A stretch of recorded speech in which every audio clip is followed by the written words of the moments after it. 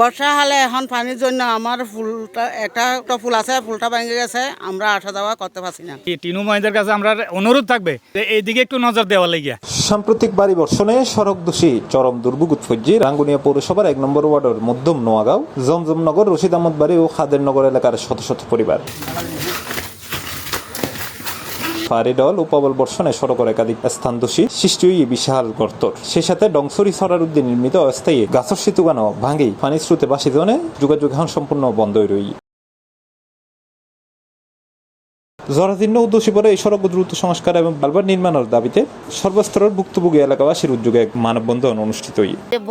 বহুত দেরি হর কিন্তু আর রোড হন ব্যবস্থা আছে, বহুত দিন ধরে চলিব হর কিন্তু আর হন ব্যবস্থা আর সগে নদেখির কিন্তু বারবার বেকুনে আশা দিয়ে রুট হবো কিন্তু আশাও ন পাই আর এই পর্যন্ত অনেকদিন বহুত দিন ধরে হষ্ট পাই কিন্তু রুটটা কিন্তু নুমাই তো আর অনর হাসে বেকুনুর হাসে অনুরোধ করে দি আর এই রুটটা দিলি আর বেকুনুর লাই বেশি ভালো হবো।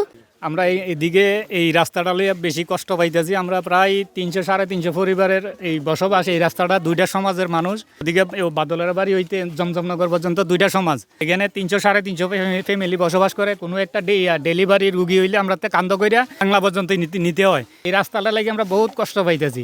ভাঙ্গা জুড়ে গেছে, বর্ষাকালে আরো দুর্ভোগ এলাকা। এই যে সাংবাদিক ভাইরা ছবি তুলছে।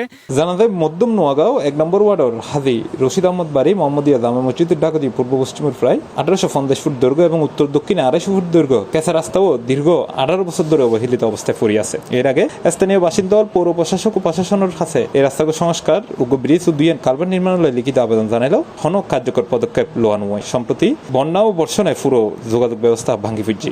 ইয়ানার মধ্যে আরা এলাকাবাসী যারা আছি এখন অত্যন্ত দুঃখিত আছি। রুট নাই, আর যাতায়াতের পথ বন্ধ, স্কুল মাদ্রাসা সবকিছু বন্ধ। জমজমনগর জানি মসজিদত আইবার যাবার লাই কোনো রাস্তা নাই, ব্যাগে ভাঙ্গি চুরি আর ধর গিয়ে মানুষজন যাতায়াত পথ বন্ধ গিয়ে আর রাস্তাও আর ব্যবস্থা করি দিও তোমরা ব্যাকুন আর সহজে করি আর ফুল্লার মাই গিয়ে কোনো মুসল্লি আইন নেবার এই মুসল্লির লাই আর নামাজ মসজিদ মাস আইনবার দেয় ওই ফুল্লার লাই মসজিদ ফুল্লার দিলি আর মসজিদ মাঝে মানুষজন আজ করে ব্যাগুন মাসলাম বই তৈরি হল হয়ে আর রুটটা লাগে আর তোমরা রুটটা সাইবেলা বলে কানে দিতাম সাই আর মাইফাল ব্যাগুন বেশি হস্ত পার মাইফাল এর স্কুল লেখাবার লাই সমস্যা আর মসজিদও তাইবে যাবার লাই সমস্যা। মানববন্ধনত বক্তব্য হয়ে এই রাস্তাকেও ভাঙ্গি দেওয়ানে এই এলাকার প্রায় ২৫০-৩০০ পরিবারের যাতায়াত ব্যবস্থা এখন স্তব্ধ হয়ে গিয়ে বর্তমানে যানবাহন চলাচল দূরে থাক ট্যাঙ্গাড়িয়ারও ইবেদি চলাচল করেন বিপজ্জনক। বেশি বেকায়দায় ফিরজি অসুস্থ রোগী, স্কুল কলেজ মাদ্রাসা পড়ুয়া শিক্ষার্থী হল। হাজি আব্দুর রশিদ রোড মাথা জমজমনগর রোডের অবস্থা খুব বেশি খারাপ আর খুব কষ্ট হয়। কুয়াশা আসার হার নিজেরা মসজিদ টসজিদ আইন নেবারের চলাফেরা করে নেবারের বিভিন্ন জামিলায় খুব কষ্ট হয়। বহুত মাই বাবু আসার টাচার কষ্ট হয়। আজি রশিদ আহমদের বাড়ির মাঝি বিগত ১৭ বছর জমজমনগর লইয়ে আজি রশিদের বাড়ির রোডের মাঝে খরাকের এটাও নহব। কারণটা কি এই রোডের মাঝে খরচ নব মানে মনে করো মাদ্রাসা জানিবার মসজিদ জানিবার মানুষ আসার খার খনক রুগী খনকে নিবারের মানে রোডের অবস্থা আশঙ্কাজনক এখন রোড গান রাস্তা হবে বেশি আশঙ্কাজনক। আর এবার গরিবের কথা আছে খরচ বড় তো নহর এখন আর বেশি কষ্টের মধ্যে আছে এখন। হাজি রশিদ আহমদ বাড়ি জামে মসজিদ টু জমজমনগর সড়ক একই দুটা এক ৩ গ্রামের লোক এখানে একত্রিত হয়েছে।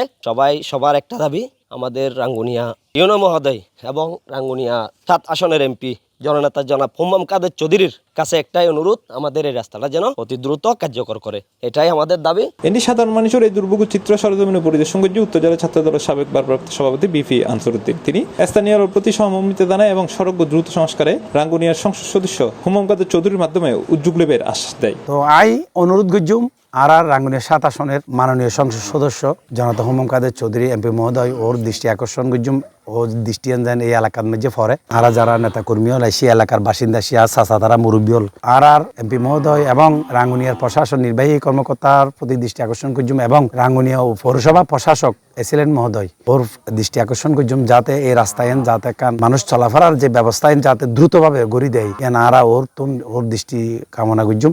স্থানীয় অনতিবিলম্বে এই ডংসরি সরারুদ্দি স্থায়ী ব্রিজ নির্মাণ সহ দোষী জন্য রাস্তাকে ঠিক করি বেলাই পৌর প্রশাসন ও ঊর্ধ্বতন কর্তৃপক্ষের হস্তক্ষেপ কামনা করেন।